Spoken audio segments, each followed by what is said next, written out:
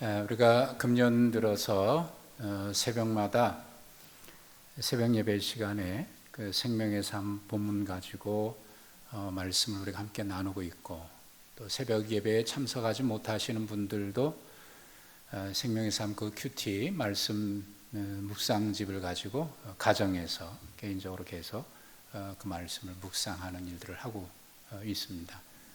계속 참여하시는 분들 계시리라고 생각하는데, 여러분들 계속 하고 계시나요? 예, 죄송합니다. 하고 계시는 분들은 제가 한 주간의 그 말씀 본문 중에서 그 핵심된다고 생각되는 말씀을 주일날 제가 설교를 하고 있어요. 그러니까 우리 모든 공동체가 한 말씀을 보고, 또 주일날 그 중에서 핵심되는 말씀을 또 함께 보고, 또 그 말씀을 가지고 또 목장별로 나누는 그런 시간을 가졌는데, 지금 오후 예배에 모이지 못하고 목장 예배에 별도로 모이지 못하지만은 계속해서 그렇게 우리가 함께 말씀을 보고 또 성경을 깊이 연구하는 그런 시간들이 여러분들이 활용할 수 있었으면 좋겠습니다. 오늘은 지난 주간에 보셨던 말씀 중에 이제 말씀을 오늘 본문의 말씀을 가지고 나누려고 하는데, 먼저 여러분들도 아마 잘 아실 거라고 생각이 되고 우리에게도 익숙하게 알려진 분입니다만, 영미권 시인 중에는 굉장히 사랑받고 있는 알려진 그 시인입니다. 로버트 프로스트의 시 가운데 가지 않은 길이라고 하는 시가 있습니다. 제가 소개하면 여러분 중에 그 중에 한마디는 들어본 듯한 그런 시일 겁니다. 노란 숲속의 길이 두 갈래에 나섰습니다. 나는 두 길을 다 가지 못하는 것을 안타깝게 생각하면서 오랫동안 서서 한 길이 굽어 꺾여 내려간 데까지, 바라다 볼 수 있는 데까지 멀리 바라다 보았습니다. 그리고 똑같이 아름다운 다른 길을 택했습니다. 그 길에는 풀이 더 있고 사람이 걸은 자취가 적어 아마 더 걸어야 될 길이라고 나는 생각했던 거죠.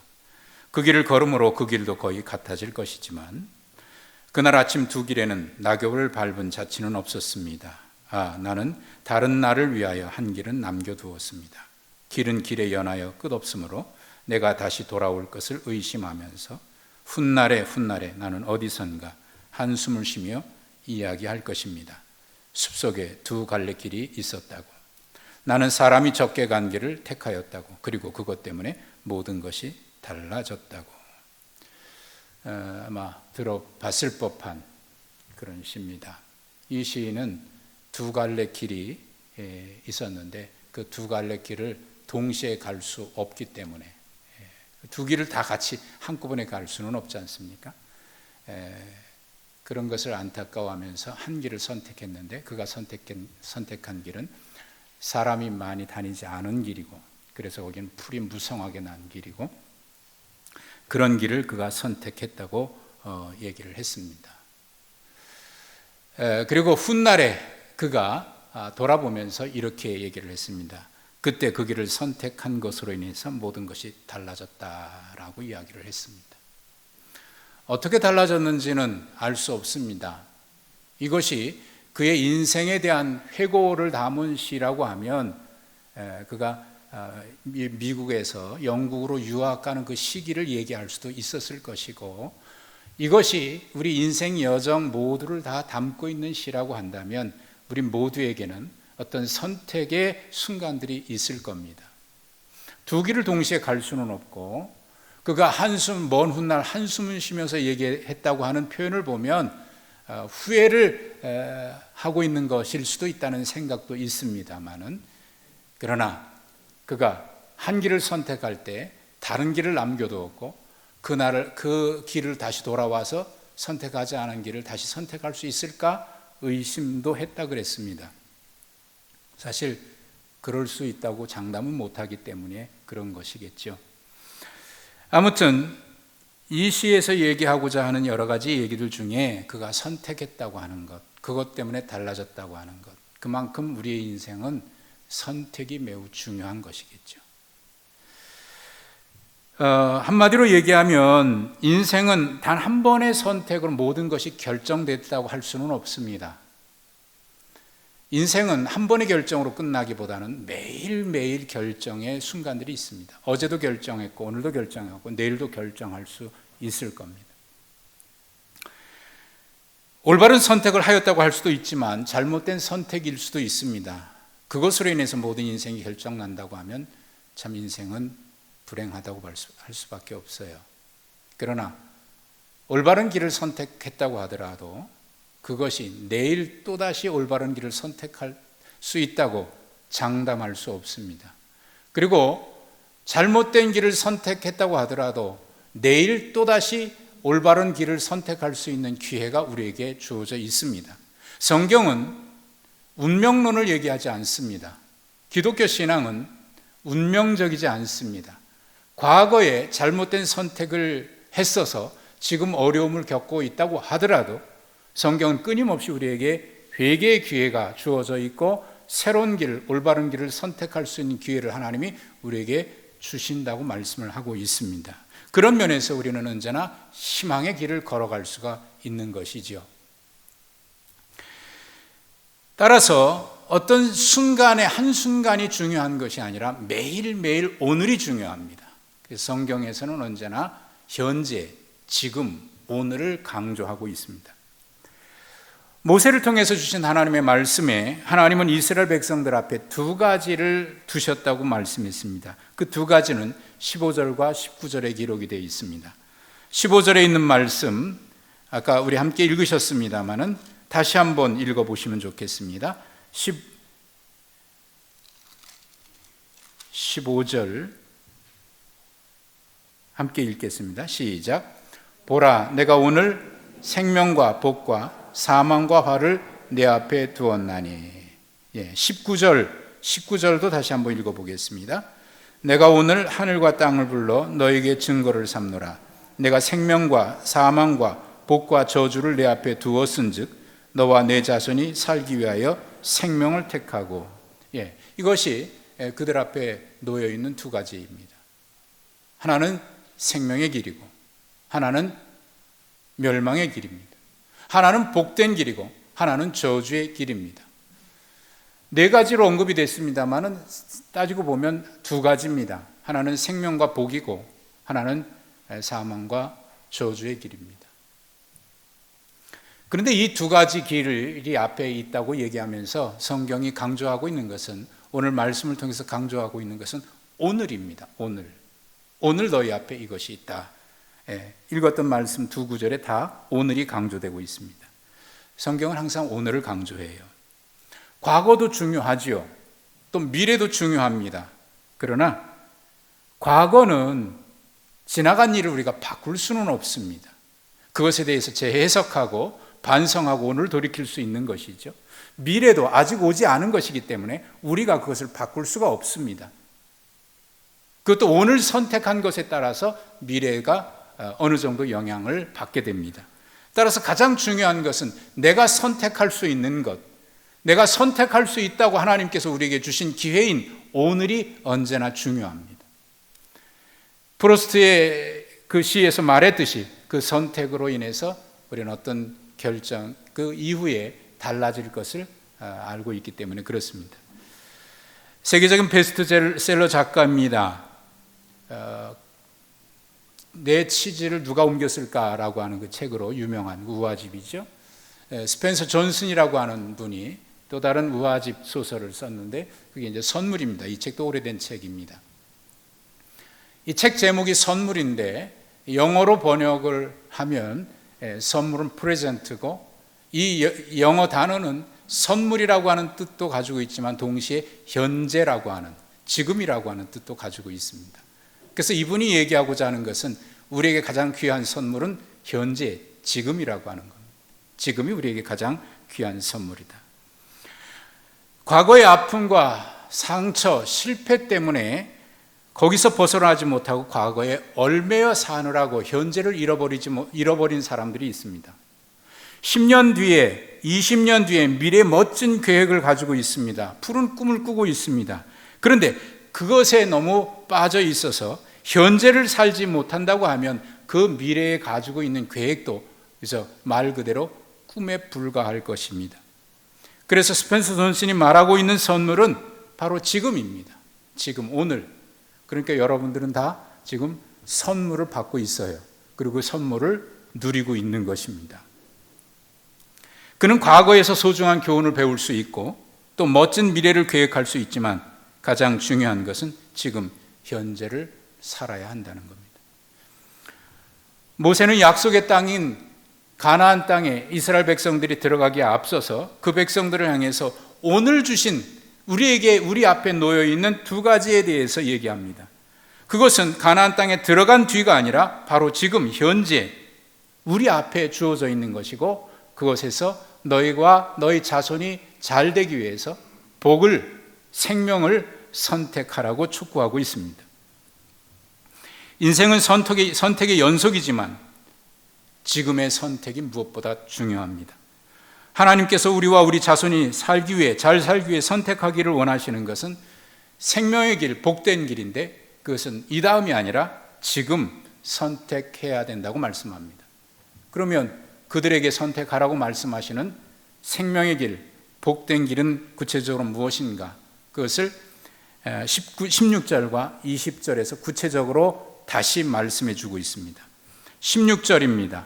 우리 같이 한번 읽어보겠습니다. 곧 내가 오늘 내게 명령하여 내 하나님 여호와를 사랑하고 그 모든 길로 행하며 그의 명령과 규례와 법도를 지키라. 여기까지만 읽습니다. 그리고 19절에 20절에서도 역시 다시 한번 말씀하고 있습니다. 20절에도 상반부까지만 읽겠습니다. 시작. 내 하나님 여호와를 사랑하고 그의 말씀을 청종하며 또 그를 의지하라. 사실 이 말씀은 오늘 처음 하시는 말씀은 아니고 신명기 11장 26절부터 28절에서도 이미 언급한 바가 있습니다. 그때 말씀은 제가 읽어보겠습니다. 내가 오늘 복과 저주를 너희 앞에 두나니 너희가 만일 내가 오늘 너희에게 명하는 너희 하나님 여호와의 명령을 들으면 복이 될 것이요 너희가 만일 내가 오늘 너희에게 명령하는 도에서 돌이켜 떠나 너희 하나님 여호와의 명령을 듣지 아니하고 본래 알지 못하던 다른 신들을 따르면 저주를 받으리라. 그리고 지난 주일에 보셨던 신명기 28장 복과 저주에 대한 말씀이 있었죠. 거기서도 분명히 상세하게 말씀을 하시면서 분명하게 요구하신 것은 너희와 너희 자손이 잘 살기 위해서 복을 선택하라. 그렇게 말씀을 했습니다. 하나님의 말씀을 청종하고 따르라는 겁니다. 자, 지금까지 이런 말씀은 여러 번 신명기를 통해서 말씀을 하셨어요. 그러면 여러분 같으면 어떤 길을 선택할 것 같습니까? 이스라엘 백성들은 어떤 길을 선택해야 맞을까요? 당연히 생명의 길을 선택하려고 할 것이고 또 복된 길을 선택해야 맞습니다. 그런데 오늘 우리가 함께 읽으셨던 말씀 중에 11절부터 14절의 말씀을 쭉 읽다 보면 그들 가운데는 그렇게 하지 않은 사람들이 많이 있었던 모양입니다. 11절부터 14절의 말씀을 제가 읽어봅니다. 내가 오늘 내게 명령한 이 명령은 내게 어려운 것도 아니요 먼 것도 아니라 하늘에 있는 것이 아니니 내가 이르기를 누가 우리를 위하여 하늘에 올라가 그의 명령을 우리에게로 가지고 와서 우리에게 들려 행하게 하랴 할 것이 아니요 이것이 바다 밖에 있는 것이 아니니 내가 이르기를 누가 우리를 위하여 바다를 건너가서 그의 명령을 우리에게로 가지고 와서 우리에게 들려 행하게 하랴 할 것도 아니라 오직 그 말씀이 내게 매우 가까워서 내 입에 있으며 내 마음에 있은즉 내가 이를 행할 수 있느니라. 이 말씀을 좀 더 명확하게 하기 위해서 세번역 성경에 있는 것을 제가 다시 한번 읽어볼 테니까 잘 들어보십시오. 오늘 내가 너희에게 내리는 이 명령은 너희가 실천하기 어려운 것도 아니고 너희의 능력이 미치지 못하는 것도 아니라 이 명령은 하늘 위에 있는 것이 아니므로 너희가 누가 하늘에 올라가서 그 명령을 받아다가 우리가 그것을 듣고 지키도록 말해주랴 할 것도 아니다. 또한 이 명령은 바다 건너에 있는 것도 아니니 누가 바다를 건너가서 그 명령을 받아다가 우리가 그것을 듣고 지키도록 말해주랴 할 것도 아니다. 그 명령은 너에게 아주 가까운 곳에 있다. 너의 입에 있고 너의 마음에 있으니 너희가 그것을 실천할 수 있다. 여러분, 모세가 왜 이런 이야기를 지금 이스라엘 백성들에게 하고 있다고 생각하십니까? 신명기 전체에서 가장 많이 반복되고 있는 명령이 있는데, 그것은 하나님의 말씀을 귀 기울여 들으라라고 하는 말씀입니다. 듣고 행하라, 삼가 듣고 청종하라라고 하는 말씀이 계속 강조되고 있습니다. 지난 주일에 보셨던 신명기 28장 축복과 저주의 말씀에서도 그랬고, 또 오늘 30장 전반부인 1절부터 10절에서도 여호와의 말씀을 청종하라고 했습니다. 그리고 오늘 우리가 함께 읽으셨던 15절 이하의 말씀에도 내가 오늘 생명과 복과 사망과 화를 내 앞에 주었느니라고 하면서 청종하라고 말씀을 했습니다.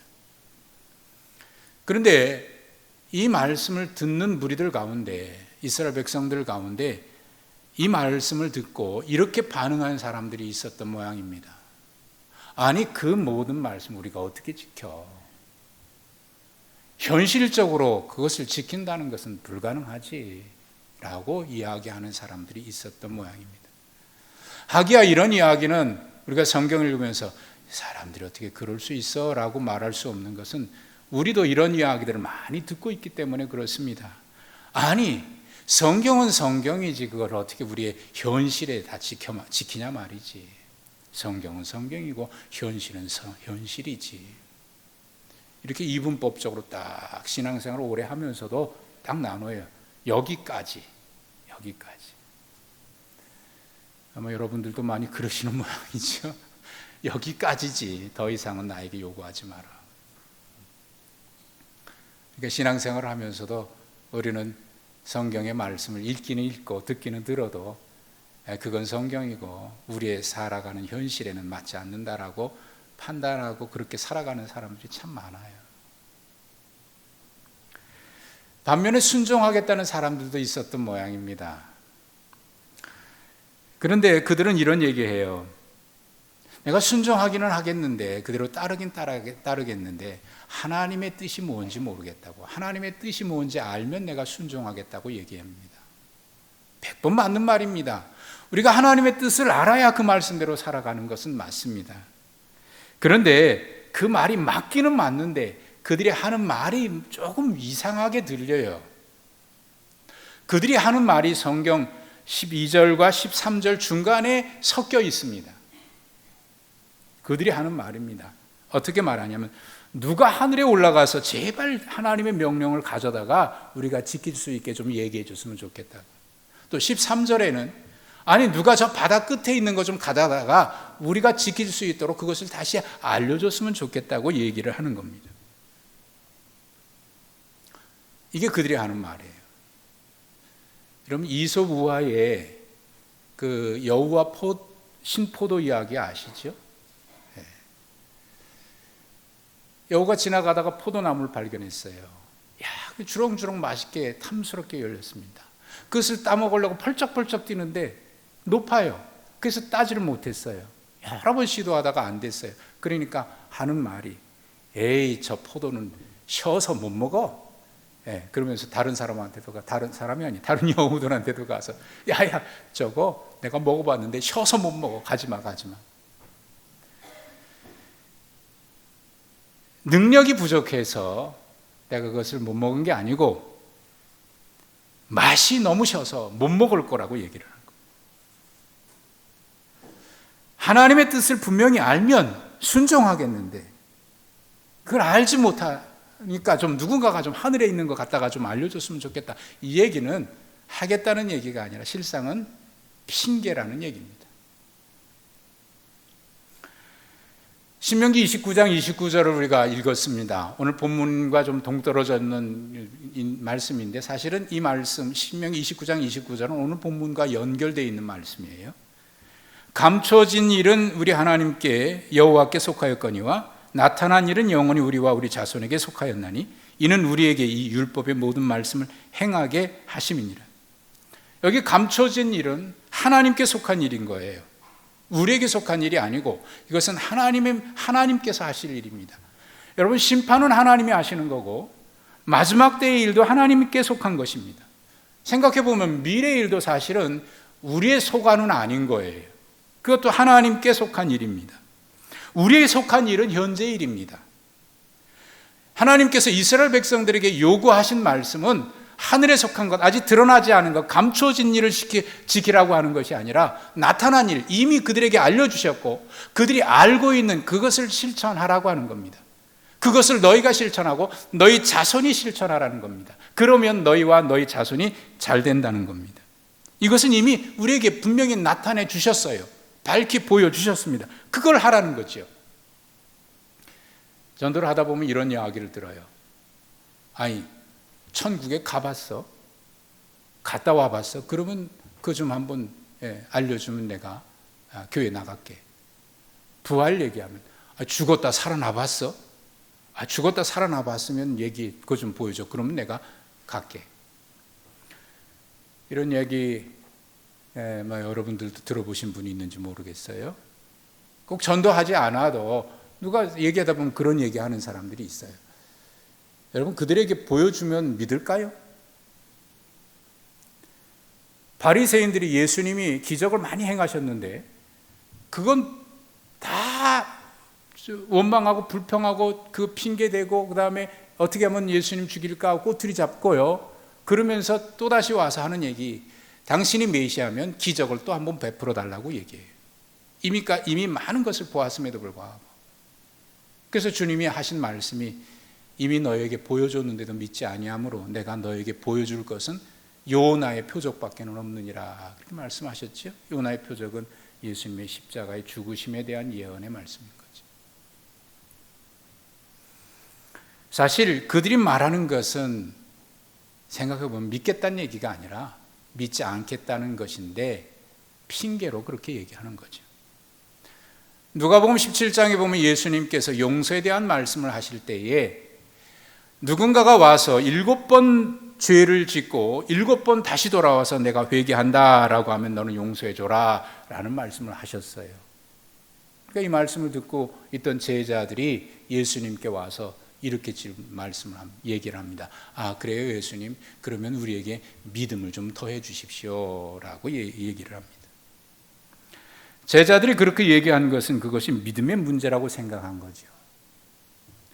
믿음이 없어서 용서할 수 없다고 생각한 겁니다.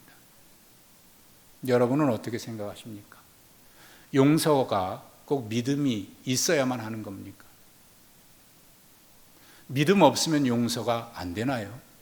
아니, 못하는 건가요? 하기야 한 번 정도는 할 수 있지만 7번씩이나 그렇게 한다고 하는 것은 이거는 불가능하죠. 믿음이 있어야 되는 겁니다 라고 얘기할 수 있을 겁니다. 그래서 믿음 더해달라. 그런데 예수님은 그 요구에 대해서 이렇게 대답을 하셨어요. 뭔가 맞질 않는 것 같습니다. 예수님은 이렇게 대답해요. 너에게 겨자씨 하나할 만한 믿음이 있다고 하면 나무에게 명령해도 뽑혀서 바다에 심길 것이고 그렇게 했을 것이다.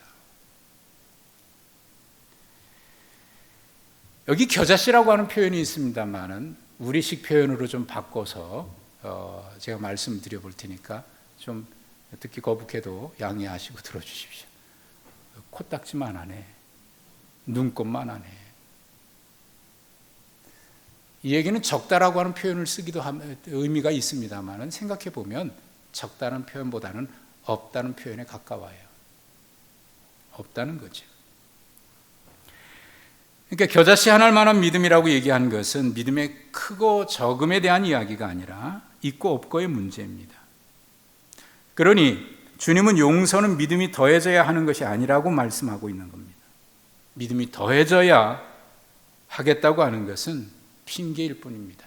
사실 생각해 보면 우리가 하나님을 신뢰한다고 하면 할 수 있는 겁니다. 아니, 이것은 믿음의 문제라기보다는 우리의 의지의 문제입니다.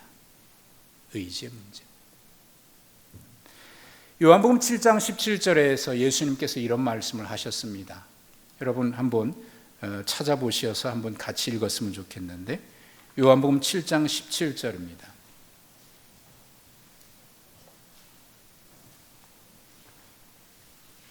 같이 읽겠습니다. 시작. 사람이 하나님의 뜻을 행하려 하면 이 교훈이 하나님께로부터 왔는지 내가 스스로 말함인지 알리라. 하나님의 뜻에 순종하려고 하는 마음이 있다면 그것이 하나님의 뜻이라고 하는 것을 분별할 수 있다는 거예요. 순종하려고 하는 마음이 없으니까 하나님의 뜻을 알 수 없다는 말이 되기도 합니다. 사실 생각해 보면 우리가 살아가면서 알지 못해서 안 하는 것보다는 하기 싫어서 안 하는 게 훨씬 더 많습니다. 할 시간이 없는 것이 아니라 하기 싫은 것이고, 할 수 있는 능력이 없는 것이 아니라 하기 싫어서 안 하는 겁니다. 누가 어떻게 하면, 누가 이렇게 하면 순종하겠다라고 하는 말은 사실은 순종이라고 보기보다는 핑계지요. 참된 순종은 그러할지라도, 그럼에도 불구하고 하겠다라고 하는 것이 순종이죠. 그러니 이건 의지의 문제입니다. 성령 충만이라고 하는 것은 감정적으로 이렇게 막 광적으로 흥분하는 어떤 상태가 아니고, 성령 충만함이라고 하는 것은 의지를 성령님께 온전히 맡기는 의지의 문제입니다. 테레사가 그가 사역하면서 많은 편지들을 쓴 것을 모아서 나중에 하나의 책으로 엮은 책이 있습니다. 나의 빛이 되어라 라고 하는 책입니다. 분량이 한 이 정도 되는 굉장히 두꺼운 책인데, 전에 저하고 성경 공부하는 분들에게는 제가 이 책을 여러 번 소개를 해서 읽어본 분들이 계시겠습니다만, 거기에 보면 그가 참 기도 생활 많이 하는 분 아닙니까? 그런데 언젠가부터 하나님의 응답이 들리지 않는 거예요. 하나님의 응답하시지 않는 거예요.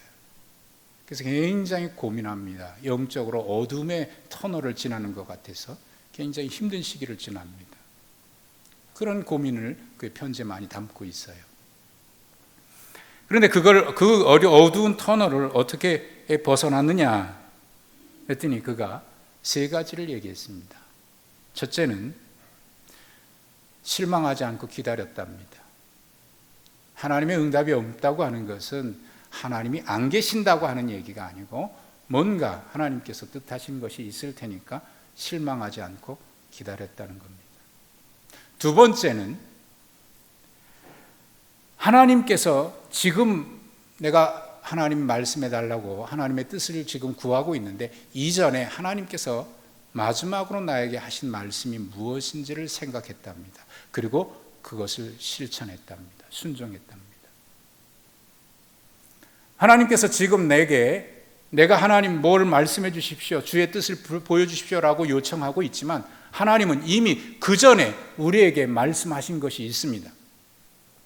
근데 그것을 실천하지 않은 거예요. 그러면서 또다시 말씀해 달라고 얘기하는 겁니다.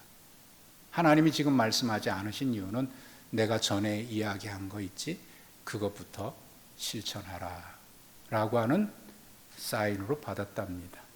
그래서 지금 기도하는 것 기다리면서 동시에 전에 말씀하신 것, 내가 순종하지 않은 것을 실천하기 위해서 노력했다는 겁니다. 세 번째입니다. 하나님이 말씀하지 않으셔도, 응답이 없어도 하나님을 여전히 사랑하기로 결심했다고 했습니다. 하늘에 올라가서 가져와야 순종하는 것도 아니고, 저 바다 끝에 있는 것이니까 누군가 가져와야 내가 그대로 살겠다고 하는 것, 그것은 핑계입니다. 그런 그들에게 모세가 주신 말씀은 14절에 이렇게 말씀했습니다. 오직 그 말씀은 네게 매우 가까이 있다. 하늘 저 끝에 있지도 않고 바다 저 멀리에 있지도 않고 네게 가까이 있다. 얼마나 가까이 있냐면 내 입에 있고 내 마음에 있느니라. 그러므로 내가 이를 행할 수 있느니라. 여러분, 하나님의 뜻에 순종한다고 하늘까지 올라갈 필요가 없습니다. 또 바다 끝에까지 찾으러 갈 필요도 없습니다. 이미 하나님은 우리가 암송하는 많은 말씀 가운데 주셨고, 이미 하나님은 우리 마음에 많은 말씀들을 주셨습니다. 우리는 이미 알고 있는 것, 이미 받은 것을 순종하고 지켜가면 됩니다. 하나님은 우리가 알지 못하는 것을 하라고 하실 분이 아니고 우리가 지킬 수 없는 것을 지키라고 하시는 분도 아닙니다. 우리 찬양으로 고백했던 찬양 중에 이런 가사가 있어요. 예수 믿는 것은 그다음 뭐죠? 받은 증거 어떠다? 많도다. 여러분, 이미 받은 증거가 얼마나 많습니까? 이미 받은 은혜가 얼마나 많습니까? 그런데 부족해서 못하는 것입니까? 이미 받은 증거로 충분하고 이미 받은 은혜로 충분합니다. 적다 많다 얘기할 수 있는 것도 아닙니다. 내가 지금 받은 그것, 내가 알고 있는 그것이 주님이 요구하시는 것이지, 하나님께 속한 것도 너보라 하라고 주님은 그렇게 하시지 않습니다. 하나님, 우리가 지킬 수 없는 것을 하라고 하지 않고 모르는 것 하라고 요구하시지도 않습니다. 우리가 알고 있는 그것 하나를 알면, 하나를 순종하면 그것이 하나님 기뻐하시는 일이고, 내가 지킬 수 있는 그것 작아 보여도 그거 하나 실천하면 그 다음에 또 다른 능력이 생겨집니다. 17세기에 프랑스의 유명한 수사 장 피에로 코사드라고 하는 분이 있습니다. 이분이 한 얘기가 이겁니다. 지금 이 순간의 순종은 성례와 같다. 여러분, 성례는 세례나 성찬과 같은 거룩한 예식을 말하지요. 지금 우리가 주어진 말씀에 순종하는 그 자체가 성례와 같다는 겁니다. 그러므로 우리에게 필요한 것은 이런 기도일 겁니다. 주님, 그 길을 가겠습니다. 순종하겠습니다. 다만 내가 연약해서 넘어지더라도 다시 일어날 수 있도록 제 손 잡아주시고, 혹 너무 지쳐서 포기할 만큼 힘들어도 포기하지 않도록 저에게 용기를 주십시오. 이것이 우리가 지금 이 순간 살아가야 될 우리의 자세이고 우리가 올려드려야 될 기도일 것입니다. 이렇게 기도하시면서 하나님이 이미 우리에게 보여주시고 알려주신 생명의 길을 함께 걸어갈 수 있기를 바랍니다. 코로나19로 인해서 앞길이 잘 보이지 않고 여러 가지 예측들이 있습니다. 그러나 이 일도 역시 마찬가지입니다. 지금 우리에게 요구하시는 말씀, 지금 주신 말씀에 순종하면서 주님, 이 길을 걸어가겠습니다. 순종하겠습니다. 혹시 연약해서 넘어지면 붙잡아 주시고 또 포기하지 않도록 용기를 주십시오. 그렇게 기도하시면서 우리가 이 길을 함께 걸어갈 수 있기를 축복합니다.